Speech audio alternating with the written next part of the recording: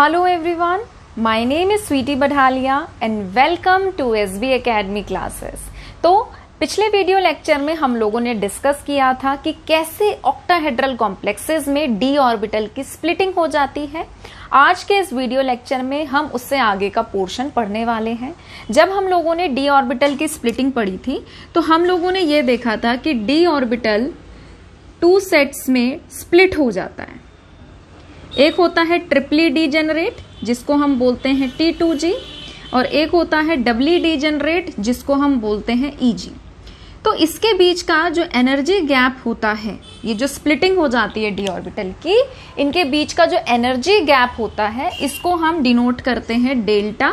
अगर ऑक्टाहेड्रल की बात हो रही है तो डेल्टा नॉट से। ठीक है, तो अब ये जो एनर्जी गैप है, ठीक है, एनर्जी डिफरेंस है between these 2 sets of orbital is known as CFSE। ठीक है, तो मैंने यहां पर लिख रखा है the difference of energy between the 2 sets of D orbital is called crystal field splitting energy. Crystal field splitting energy भी कहते हैं और क्रिस्टल फील्ड स्टेबलाइजेशन एनर्जी भी कहते हैं। ठीक है, इस वीडियो लेक्चर में कि कैसे हम लोग CFSE की वैल्यू को कैलकुलेट कर सकते हैं वो भी मैं आपको सिखाने वाली हूं। ठीक है, तो स्टेप बाय स्टेप चलेंगे। सबसे पहले आप इसको नोट डाउन कर लीजिए, फिर आगे बढ़ते हैं। नेक्स्ट टॉपिक हमारा आता है स्पेक्ट्रोकेमिकल सीरीज। ठीक है, स्पेक्ट्रोकेमिकल सीरीज पर जाने से पहले हम लोग एक छोटी सी चीज डिस्कस करेंगे। आप सबसे पहले मुझे ये बताइए कि मान लीजिए आपके पास मेटल के डी ऑर्बिटल हैं, आपके पास मेटल के डी ऑर्बिटल हैं, ठीक है, और आपने एक सेम मेटल पर ही अलग अलग लिगेंड के साथ कॉम्प्लेक्सेस बनाए। जैसे कि फॉर एग्जांपल कि मान लो कोबाल्ट है, कोबाल्ट या फिर हम कोबाल्ट ही ले लो।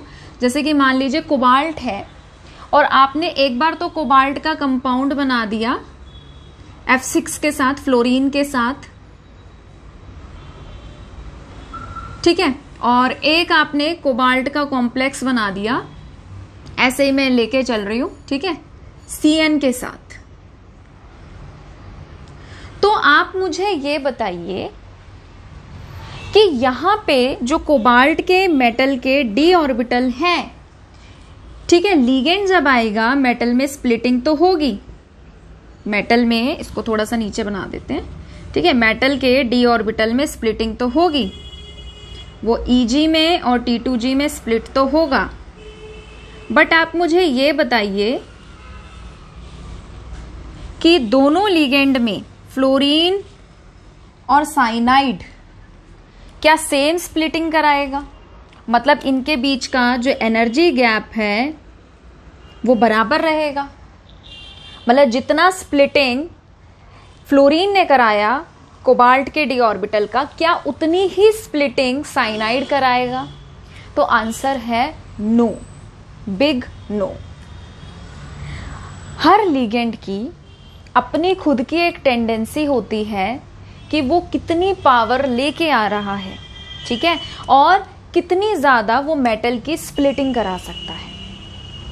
तो कौन सा लिगेंड कितनी स्प्लिटिंग कराता है मेटल के डी ऑर्बिटल की, उसी के बारे में हमें बताता है स्पेक्ट्रोकेमिकल सीरीज। स्पेक्ट्रोकेमिकल सीरीज क्या होता है? The arrangement of ligands in order of their CFSE। उनके CFSE के अनुसार हमने क्या कर रखा है, लिगेंड्स को अरेंज कर रखा है, ठीक है, और इसी सीरीज को हम क्या कहते हैं, स्पेक्ट्रोकेमिकल सीरीज। अगर आप देखें तो बहुत लंबी सीरीज मैंने यहाँ पर लिखी है। अगर आप अपनी NCERT बुक खोलकर देखोगे तो आपको ये सीरीज इतनी बड़ी नहीं मिलेगी, छोटी मिलेगी। बट मैंने यहाँ पे ज्यादातर जितने जो इम्पोर्टेंट लिगेंड्स होते हैं उनके बारे में लिखा है, क्योंकि देखो जरूरी नहीं है अब, क्योंकि वीडियो जो है वो YouTube पे अपलोड हो रहा है तो जरूरी नहीं होता है कि सिर्फ 12th का बच्चा ही देखे।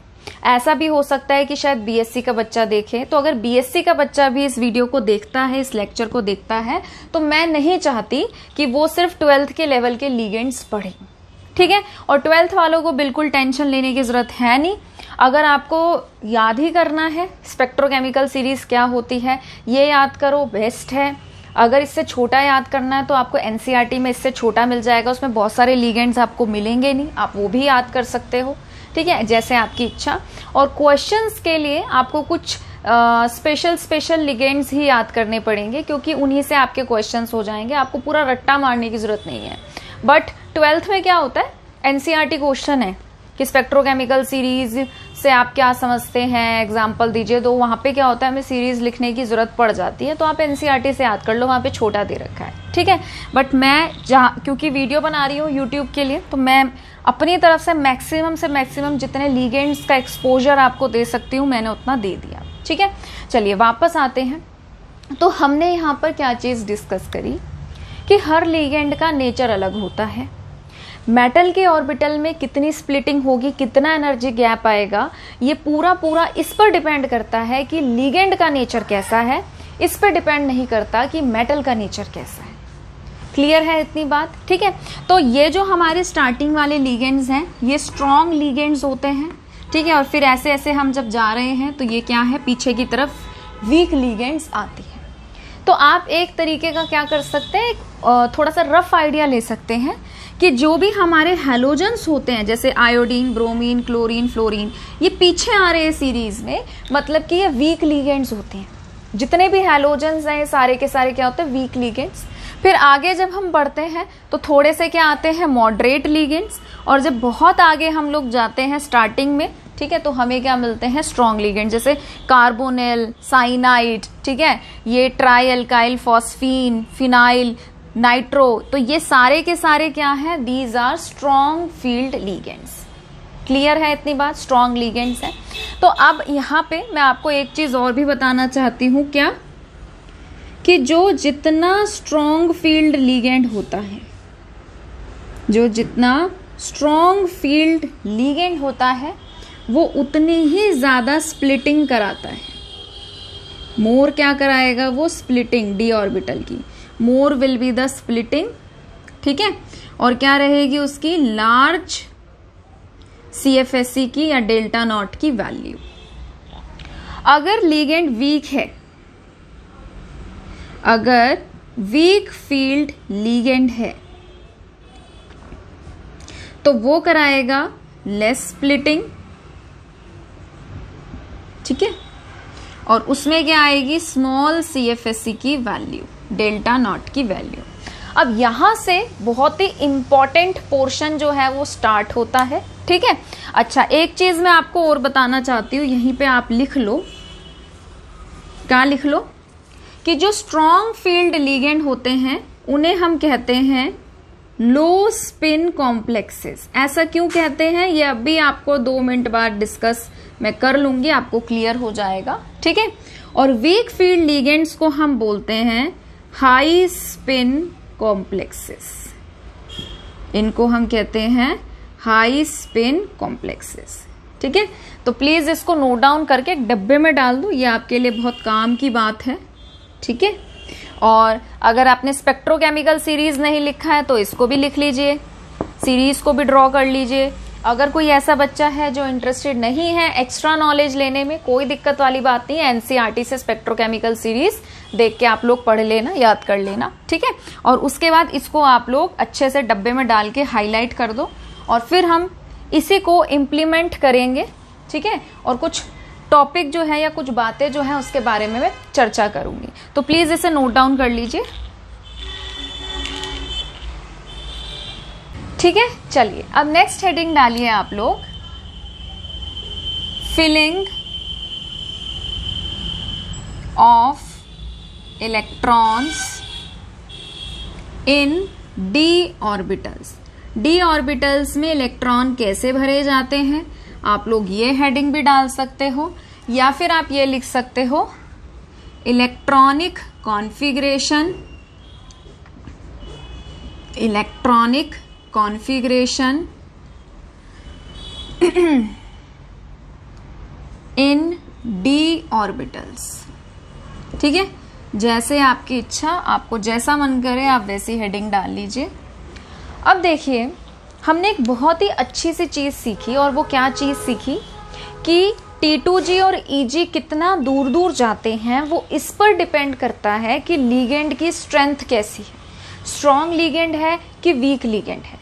अगर स्ट्रॉन्ग लीगेंड है स्प्लिटिंग ज्यादा कराएगा, अगर वीक लिगेंड है स्प्लिटिंग कम होगी, मतलब स्प्लिटिंग तो होगी पर स्प्लिटिंग क्या होगी, कम होगी अगर वीक लिगेंड है तो, और स्ट्रॉन्ग लिगेंड है तो स्प्लिटिंग क्या होगी, ज्यादा। ठीक है, तो अब देखो अगर मैं बात करूं D1 की, ठीक है, D1, D2 और D3, इनमें कोई दिक्कत आती ही नहीं है इलेक्ट्रॉन भरने में। क्यों? चाहे लिगेंड स्ट्रॉन्ग हो चाहे लिगेंड वीक हो, इनके केस में इलेक्ट्रॉन एक जैसा ही भरा जाता है। जैसे कि फॉर एग्जाम्पल, अब मैं थोड़ा ना छोटा छोटा बनाऊंगी क्योंकि मुझे जगह ज्यादा चाहिए होगी, तो आप समझते जाना। ठीक है, ये आप अज्यूम करते हुए चलो कि भाई यहाँ पे मेरे 5 d ऑर्बिटल हैं, पर मैं बार बार नहीं बनाऊंगी। ठीक है, ठीक है, तो आप समझ जाओ कि भाई 5 d ऑर्बिटल हैं जो स्प्लिट हो गए हैं Eg में और T2g में। अब देखो, मान लो अगर वीक लिगेंड है, इधर लिख लेते हैं वीक लिगेंड और इधर लिख लेते हैं स्ट्रॉन्ग लिगेंड। ठीक है, तो स्ट्रॉन्ग लिगेंड ने करा दी स्प्लिटिंग ज्यादा, स्ट्रॉन्ग लिगेंड ने करा दी स्प्लिटिंग ज्यादा,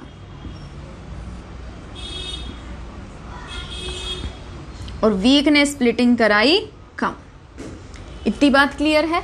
ठीक है, अब देखो अगर मुझे D1 भरना है, D1 का मतलब क्या है कि एक ही इलेक्ट्रॉन है। D1 का मतलब क्या है कि क्या है, एक ही इलेक्ट्रॉन है, और इलेक्ट्रॉन पहले कहाँ जाता है, लोअर एनर्जी वाले ऑर्बिटल में जाएगा कि हाइयर एनर्जी वाले ऑर्बिटल में जाएगा। ऑब्वियस सी बात है, इलेक्ट्रॉन पहले कहाँ जाएगा, उस ऑर्बिटल में जिसकी एनर्जी कम है। और Eg और T2g में किसकी एनर्जी कम होती है? ऑब्वियस सी बात है, T2g की एनर्जी कम होती है। तो चाहे आपका लिगेंड वीक हो चाहे आपका लिगेंड स्ट्रॉन्ग हो, पहला इलेक्ट्रॉन तो T2g में ही जाएगा।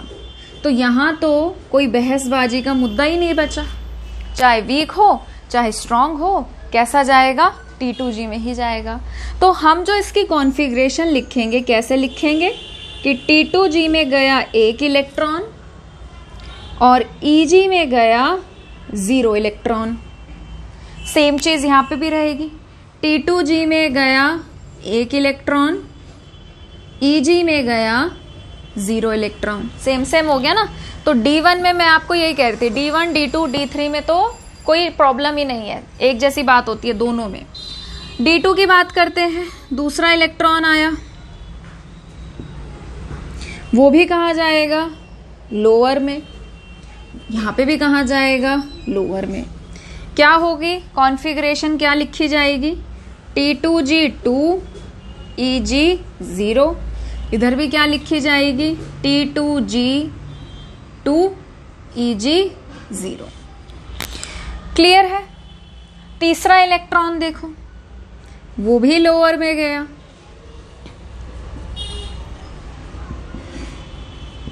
क्या होगी कॉन्फ़िगरेशन बताओ, T2g 3, Eg 0।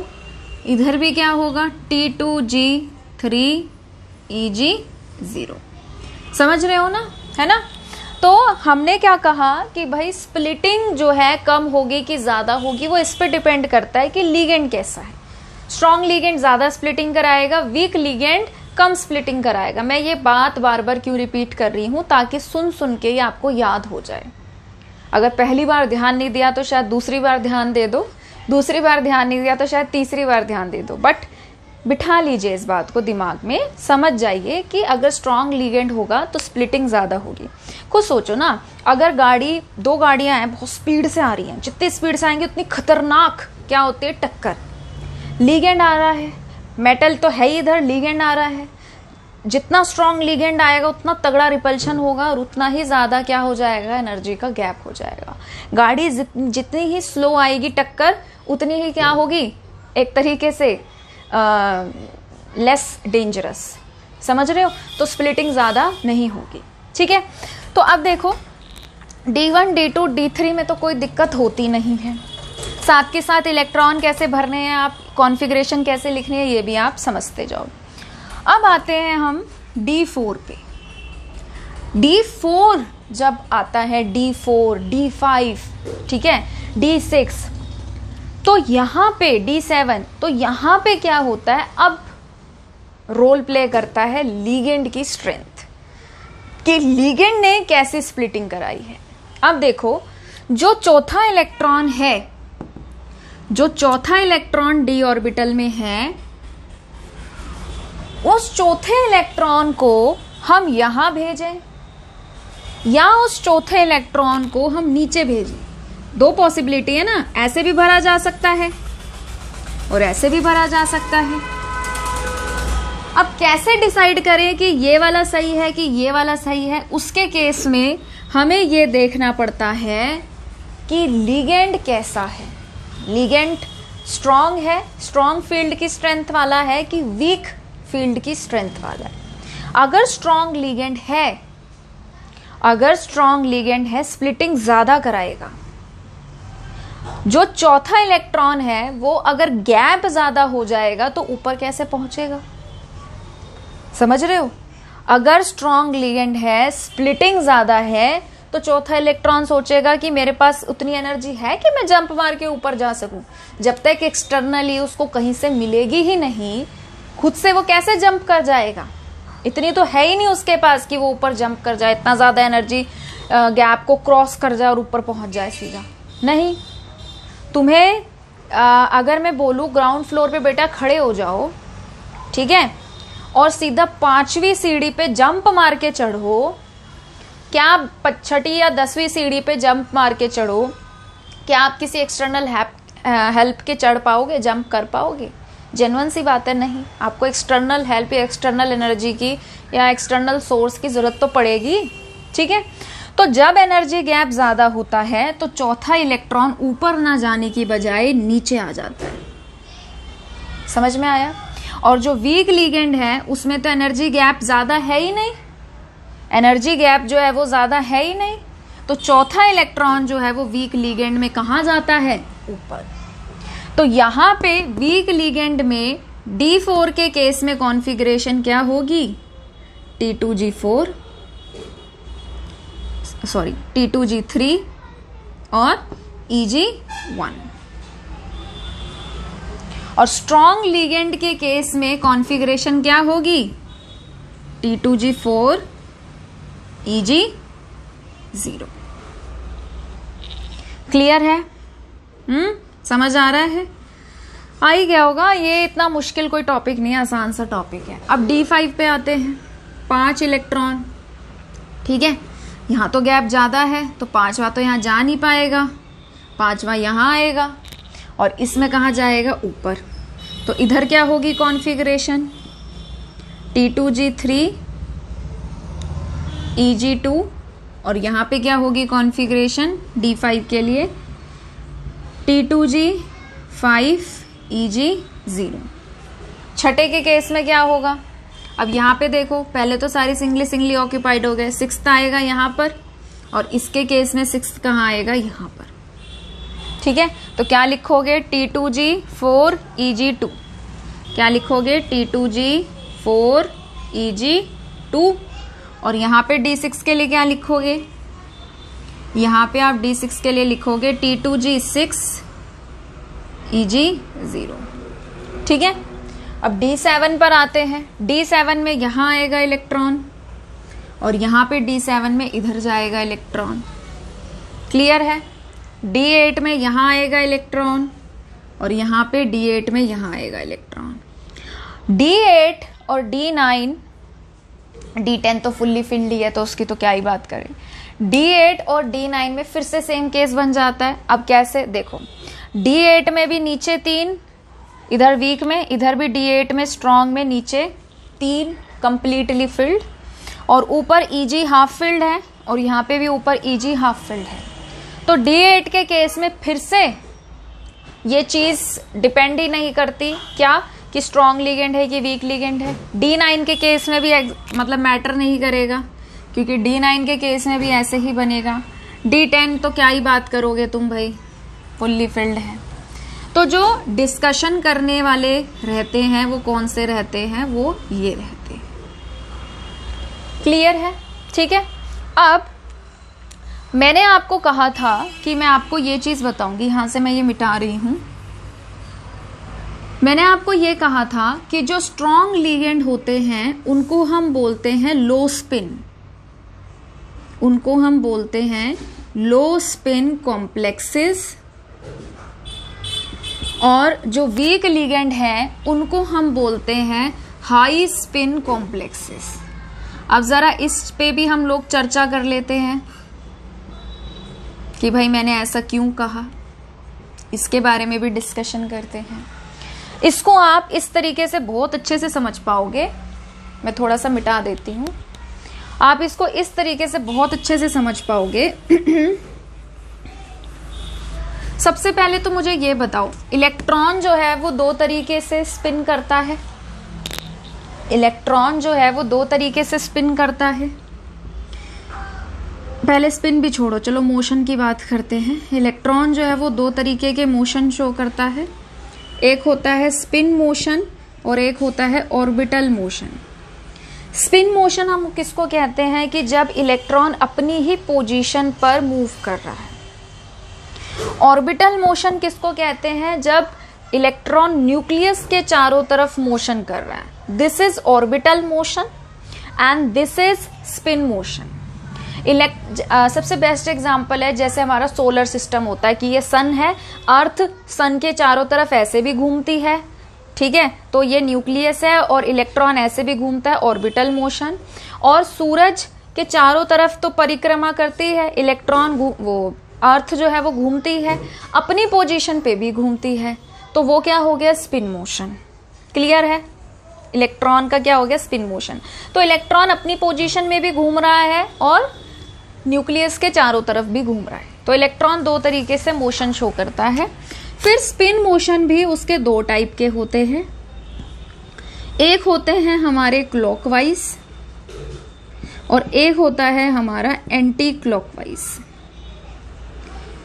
क्लॉकवाइज को हम +½ से डिनोट करते हैं या दर्शाते हैं, एंटी क्लॉकवाइज को हम -½ से डिनोट करते हैं। क्लॉकवाइज को हम ऊपर के एरो से भी दिखाते हैं और एंटी क्लॉकवाइज को हम डाउनवर्ड नीचे के एरो से भी दिखाते हैं, ठीक है। तो अब इसको पहले लिख लो, कहीं साइड में लिख लेना, यहाँ पे इस चैप्टर में इसकी जरूरत नहीं है, बट थोड़ा सा जीके मैंने दे दिया, ठीक है, तो इसकी जरूरत थी बेटा, तो इसलिए मैंने फिर सोचा कि ये भी बता ही दूं। हो गया, चलिए अब देखो, अगर मैं बात करूं D5 की, D4 भी ले सकते पर D5 में तुम और अच्छे से समझोगे।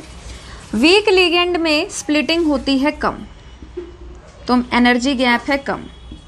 5 इलेक्ट्रॉन कैसे भरे जाएंगे, पहला, दूसरा, तीसरा, चौथा, पांचवा, ठीक है। स्ट्रॉन्ग लिगेंड बहुत ज्यादा स्प्लिटिंग कराता है, बहुत ज्यादा एनर्जी गैप रहता है, दोनों सेट जो हैं बेचारे दूर दूर चले जाते हैं।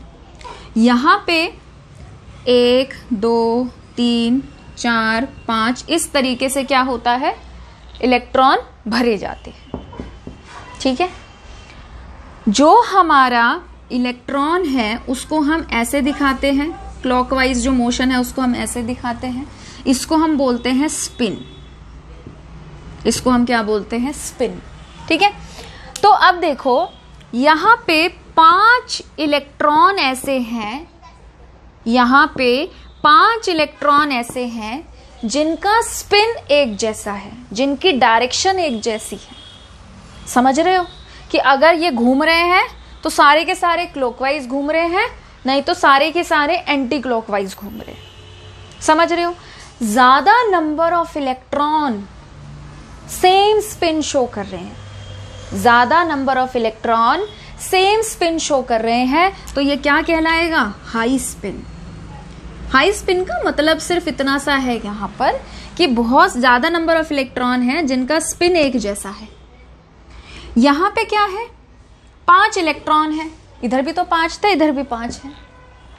ये वाला क्लॉकवाइज घूमा, दूसरा इसके बगल वाला एंटी क्लॉकवाइज घूमा, फिर ये क्लॉकवाइज घूमा, फिर इसके बगल वाला एंटी क्लॉकवाइज घूमा, फिर ये क्लॉकवाइज घूमा।